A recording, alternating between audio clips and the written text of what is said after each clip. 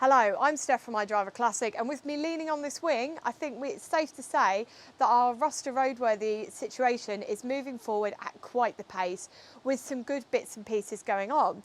Now, I can't remember where we last got up to because we've filmed this a little bit, well, we've filmed this a few times because the weather has been absolutely biblical. There are floods around us, the weather's horrendous, and we've got this storm, is it Babette, which is hindering progress slightly. So today we're going to talk you through our re-evaluation of what we're going to try and get done before the NEC and the state that you can expect to see Tina in at the show. Because of course we always said she would never be finished, despite me deludedly thinking that we might be, and we might get it done in 3 weeks. And we're going to talk you through what we're going to do. But first of all, let's talk about what we've achieved since we last met. There's been enormous progress on this wing. So I can't remember where we got up to last time because I'm halfway through editing. I think we'd kind of got that fine filler on top and we said we were going to start rubbing it back. Well, anyway, we have made remarkable progress. And as you can see here, it's looking really, really good. So what I did first of all was I started sanding it back and I took it back to the point where visually it looked all right. And I thought, yeah, that seems fine. But remember, in the cold hard light of the NEC lights, when everything's painted, it's going to matter about those tiny little bits and pieces that you can only feel because they're going to catch the light. So what I then did was I then went back over it super gently, and I was using 80 grit sandpaper in case you're wondering, and I felt with my hand for imperfections in that filler and then gently rubbed it back. Now remember, if you are like me, a novice, when you're rubbing back, don't be angling it, you want to be going straight. And I had to make sure at the same time whilst I was doing this that I was honouring the curves and the natural shape of that wing, which I'm really proud of actually. I think it looks okay for someone that's never done this before. But of course that wing isn't fully done. I would say we've done that top section relatively well. The next thing to do is to work our way down. So I actually started having a go at that front valance this week. And I was delighted because I thought from the way it looked on the outside, it had lots of gunky stuff on top. And I thought when I cut this back and I get in there with the grinder, it's going to be like that rear valance and it's going to be like Rice Krispie hell. But actually cutting back into it so far on the passenger side, it's okay. There's nothing that's jumped out at me as alarming. So again, a little bit like that rear arch, it's been quite well. The rear arch on this side, it's been quite good. So I've got to cut that back as well on this side. Now this side, there is an area that makes me feel a little bit sick, and I think we might find something under there, but we'll just get on with it. We'll see what happens with that. And I also did something else. So do you remember in the last video, we looked at that rear valance, but if you didn't see that video, here's a bit of a recap. As you can see here, it was breaking off into Kev's hand, absolute Rice Krispie hell. So all the fear I'd had for the front, I didn't really have for the back, but I should have reserved it for the back because it was absolutely dreadful. So then what I had to do was I thought, well, I need to go and find a rear valance because I'm looking at the time that we have available, looking at the prices of these rear valances when they do come up. They were coming up at under £100. And I thought the money spent is better invested into this than the time it's going to take to repair that rear valance. And also it just adds more strength into the vehicle, adding fresh metal. So I went online and there was a Mark II, Mark III valance advertised, and it was down in Oxford, and I did a bit of digging. Massive thanks to my friend Tim, who came back to me and said, Steph, this isn't going to fit the car properly because you need the bit that's underneath it as well. So anyway, there was a really nice man called Graham who saw that I was looking for a rear valance, and he was up in the northeast. And I present to you here a Mark I rear valance, which I'm really chuffed with. And it's an original BL part, which a lot of people will scoff at, but it does mean that with it not being a pattern part, it's probably going to fit a little bit better than, say, something a wee bit newer. But at the same time, Graham also said, because we drove up to the northeast and got it, he also very generously gave me a bag of bits. So there's various bits and pieces inside, like reverse lights, lenses, Marina badging, and he also gave me this in the original British Leyland box, which is part of that front grille. And do you know what? That was just so lovely. And this is a great thing about car clubs and car communities, is that everybody does come together and you get such enormous level of support. So thank you very much, Graham. Thanks everybody who helped with expertise and advice. And so this is where we find ourselves today. So the front wing is at this stage on this side.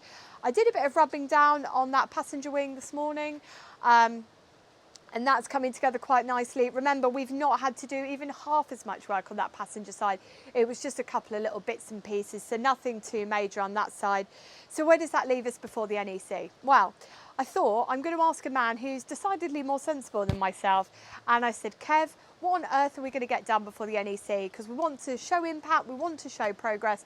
What do you think? So Kev, over to you, and you tell us what we're going to try and achieve before the NEC Classic Motor Show on what, the 10th, 11th, 12th and November. Right, okay, well, another day and not another dollar, because it's horrendous and it's awful, and we're in sunny Yorkshire. Look at that weather, blow me neck. We should have been making an ark rather than mending this marina. Right, so before the NEC show, this is what we're going to achieve, all being well. This wing is going to be finished and sprayed in white, and then you can see all Steph's handiwork with that, and you can add a comment as to how she's done. I think she's done really well, really, to be honest. And we've decided out of something slightly different is we're going to paint this bonnet in matte black, which was a standard thing that people used to do in the 70s to make the car look slightly more, quicker. A bit of the equivalent of a go faster stripe, I suppose, in the 80s, but that was a common thing. And I think that looked quite good on this car with the shape of it. And again, if it's not right, we can always spray it white. And then we're going to spray the boot lid, sort out the arches at the back, the sill on that side, and the rear valance. We're going to do those. This is all before the NEC show, what is that, the 13th? About that, yeah. Unfortunately, I'll be on a Lilo somewhere in where am I going? Madeira, apparently, to get some cake. Not that I need any cake, that is for sure. But so I won't be at the NEC show, unfortunately, because I really would have liked to have gone. So basically, that's what we're going to do before then, and then after that, we're going to turn our attentions to this little project that's been in the garage since about May. 1969 MGC, which is, as everybody knows, is a very, very rare car, and it's the car that I've wanted for a very long time. I think Steph was in nappies when I wanted this car, when I first saw one of these. I've wanted one of these since the 80s. So we're going to serialise its road to restoration, and we'll discuss it how we go through it. It's sort of half. It's been done, a lot of work's been done to it, but some of it's good, some of it's not bad, and it's a typical project car, and we'll tell you all the heartbreak, the goodness, the heartbreak, the tears and the joy and all the rest of the stuff that goes with owning a car. So that's where we're going today. Let's crack on and let's do something else. A big thing for me was getting this bonnet off and then having a good look at it. Now, as a panel, it's actually one of the best on the car because it's not rotten, it's not warped, well, too much, and it's quite an easy panel to start on because it is so flat and easy to get round. But I've never done anything like this before, so I thought we'd ask Kev, who has been doing this for many decades, exactly how to approach this and get the best effect. Right, well, don't be confused by the Royal Mail, because I'm not moonlighting as a postman. I got a few of these coats for my supporting artiste work, waiting for the call, whoever wants me. So we're on with the bonnet now. So basically this bonnet, as I said before, is going to be matte black. So we're going to use two pieces of kit. The paint is actually quite sound on this, which is quite nice. We're going to use a Scotch-Brite pad, and this enables you... Oops, oh, drop the thing. This enables you, come back. This enables you to get right into the corners. See, in there, these gaps in there. Can you hear it? Abrasive there. And that's the best form for this. And then also, we're going to use this piece of kit here, which is called a D8 sander, which means a dual action sander. So the sander, when it's going, works in an orbit like that, like some steps. Reach for the sky. So that does that, but also there's a little knob inside here, if you can see there, and that twists round, and as it twists round, it makes the sander go in just a straightforward circle. So when we feather edging, which is what we call feather edging, because there's some marks there that need feather edging off, which basically means spreading out and fining down, you've got to use the sander, but in an orbital way, to sort of really get it nice and smooth, so you can put the primer on and do. So I've just had a look on this here. There's actually a blooming dent there that I hadn't seen, so we need to put a bit of see if I can get underneath it. Oh yeah, I can get underneath it there, so I might just have to knock that out with a hammer and my dolly that you've seen before, and then we'll just have to put a little bit of finish filler there or whatever, and then just feather edge that there, and hopefully we'll be into primer and matte black today while I'm doing the rear valance. And if you're looking for a bit of a step-by-step on how he sorted this bonnet, what Kev did was he hammered it from the underside, because he was able to get to it because it was single skinned in this part, and he used the dolly on top to maintain that flatness that he needed to achieve. And once he got that, he went in with the DA sander. And the point for this was he knew he needed to add some filler in and just needed to make sure he had a clean surface. I really wanted to get in and have a go with this, but Kev was like, no, just let me get on with it because I need to get it done. And then he went in, he filled it, and then he rubbed it back. Again, I wasn't allowed to get involved in this bit because Kev says he's not a perfectionist, but he definitely is. I mean, look at that work. It's absolutely bang on. Got it turned around, and this is what it looked like once it was all rubbed back and it was dry. Now, from here on in, all we'll do is we'll put the primer straight on, and then we'll put the paint straight on because it's really nice finish on this. Nothing has held back this project more than the weather, which makes me feel like we've got a lot of little itty bitty bits that are all going on at the same time, which is probably not how you should do a recommission of a car, but that's how we're doing it anyway, because we're both tag teaming different bits. So whilst I've been working on this bonnet, Kev has been working on that rear valance, so he's been getting everything out, sizing it all up. But realistically, the one thing that I really want to get us finished today is this bonnet. So let's talk about this, because this is looking very different to how it looked when it was back on the car. Should have probably got some better footage when it was still on the car, because it was looking decidedly murky. Now, what became apparent very quickly to me when we started working on this was it had obviously been resprayed before, because that paint had started to peel off in places and it just looked very sorry for itself. But as you know, we're going to take this into black. But to prep this, let's talk back through what we did. You know, I'm all about honesty, so let's just go in straight for the kill. We had this bit up here, which Kev's done a fantastic job of filling.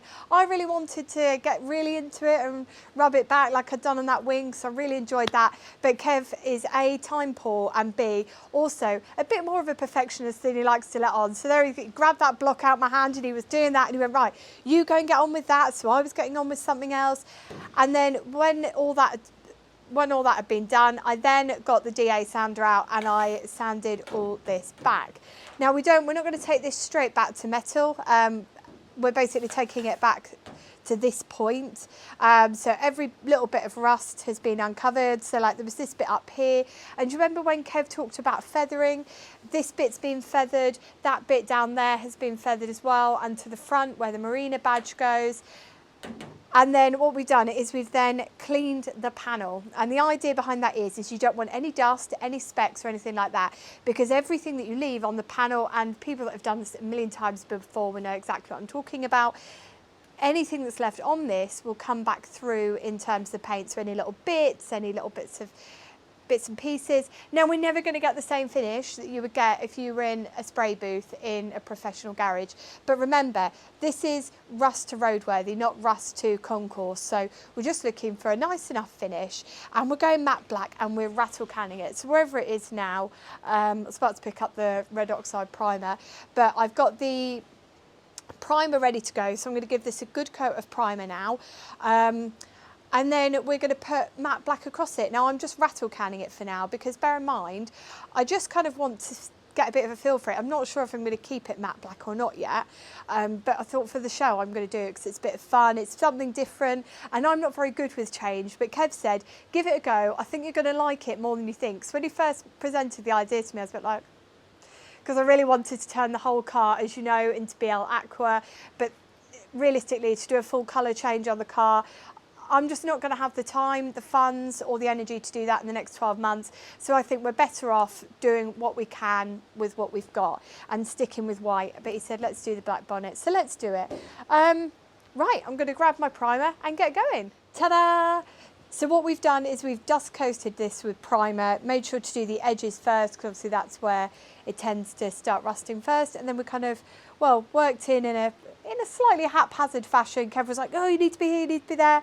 So I had some really good coaching in terms of pulling me in. Now, when I did it with the can, if you've never done this before, you basically you're on, off with the nozzle at the top. And when you're moving, you'll probably see this in the video anyway, but you're kind of going that side to side. I remember the first time I ever used anything in an aerosol, I was literally like, shh, I just sprayed it and it went everywhere, and I ended up with kind of runs, and it just ended up looking dreadful. Now, the reason that we've got away with dust coating this is that the original panel was actually all right. I mean, it's probably one of the best panels on the car. So we were in quite a good position. So what we're going to do now is wait for this to dry. So we're going to give it 5 to 10 minutes, because although it's quite wet outside, it's quite warm at the same time. It's not too bad. So we'll let that dry, and then it'll be in with the matte black and getting it all looking smart. I'm quite excited now, actually. It's a bit different, isn't it? Guess which Wally didn't turn their microphone on before we just recorded this segment. So unfortunately, the bonnet is further along than I would have liked it to have been. However, we'll work with what we've got, and I'll talk to you about what we've been doing. So as you know, we prepped it. We then put that dust coat of primer on, and then what we decided to do was to rattle can it. And we're working with this PMA matte black, £6 a can. It's nothing too special, but I wanted to keep going with that theme of us doing stuff that you can do at home in your garage. I didn't want to be kind of going all out and going mad professional, and also I really wanted that 70s vibe for it. And Kev said they always use matte black. I wanted to use gloss, and he was like, no, matte black is where it's at. So that's what we've been doing. Now, one of the things that I didn't know how to do properly before we got into this today was how to use a rattle can to apply the paint. So I talked about how we used it for dusting the primer, but the technique is slightly different when we do the painting. And so what we need to do is when we hold the can, he went, don't arc it. I said, what does that even mean? And it basically means like hold it at an angle like that. So when you've got the nozzle, if you imagine this is the nozzle, it needs to come straight down onto the panel. And as you're going across, you need to keep the speed, you need to be going across, you need to be about here. So I would say, what's that in metric money? I don't know, it's about 9 inches, but footish, and you need to be going across, so you need to be going at a fair speed. And when you go from, you know, I'm doing it in stages. This is how I'm seeing the panel. So I'm seeing it's like the first bit, the second bit, and the third bit. And I go across, and when I get to the end of it, that's where my nozzle stops. And what you then do is when you go up and you spray the next bit, you're covering 50% of the old bit, because otherwise you end up with like zebra stripes. So what I wanted to do is I wanted to show you, now the first time I ever used a rattle can, years ago, I was like this. Now if you watch, first thing I got was paint drips. Now I'm very lucky in that Kev has a City and Guilds. For people of my age, I think that's like some sort of thing that came before GCSEs. No, I'm joking, I'm winding them up. It's a really good qualification to have, and I'm very envious. Now, Kev said to me, he said, when you do it, you need to be keeping it straight, as I've just said, not arcing it, and you need to be going across. So if you see, and you're doing that, and you're going, I did it. Do you know what? I did it better the first time I filmed it. It shows up a lot more on here. But the idea is that you're going across, and you're getting a sort of uniform coverage. Now we are going to go back across. Oh, there you go, I've got the zebra stripe in there. Haven't followed Kev's advice, but I've done a pretty good job on this bonnet, probably because I was paying more attention and not talking whilst I did it. In fact, I was quite terrified as I did it, because Kev said, if you get runs in that, I'll be cross. So I was like shaking with the can in my hand. But I'm relatively pleased with that. This is how far we've got so far. I'll show you a bit of that as we go. The idea would be is to get this first coat on, let it dry, and then go back in for a second coat, let that dry overnight, and then put the bonnet back on tomorrow morning. At first I wasn't that keen on the matte black, but now I'm seeing it, it is actually quite cool. I'd love to put like a little stencil of like like an atomic style star over in that corner above the word Marina. But look, there's plenty left to be doing on that. Don't need to be faffing around with small details. Right, let's get that last patch done that you can probably see there, hasn't been coated. And we'll let it dry and get on to the second. And here it is. Here's the final bonnet after 2 coats of paint. Now it isn't fully dry yet, so we're not going to know entirely what it looks like. But instead of showing you that today, I thought we'll do it all as part of a big reveal at the end to show you when we get to. But yeah, not too shabby, eh? As the song by Dream says, things can only get better, and they really can, because at the moment I'm sitting here with the bonnet off, the boot off. But I think tomorrow, once that matte black bonnet is on, once we start tackling those wings, which we didn't have time to do today, I think that everything will feel like it's progressed somewhat. And tomorrow feels like it'll be a big day of progress, because Kev's doing that rear valance, I'm going to be doing some stuff on the wings, and it should start to feel like it's moving forward. I want to get that front valance kind of cracked on with tomorrow, or as you're watching it next week.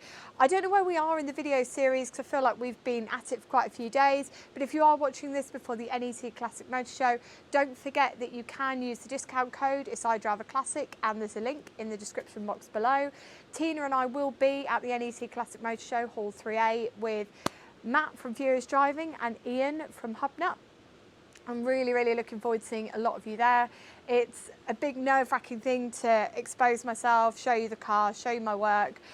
And I guess it is in this video series as well. I hope that if you don't take anything away in terms of learnings, because you know it all already, I hope at least it's been a little bit entertaining. But until next Saturday, when we come back and we're cracking on with a few more jobs, getting that bonnet on, etc., take care and drive safely.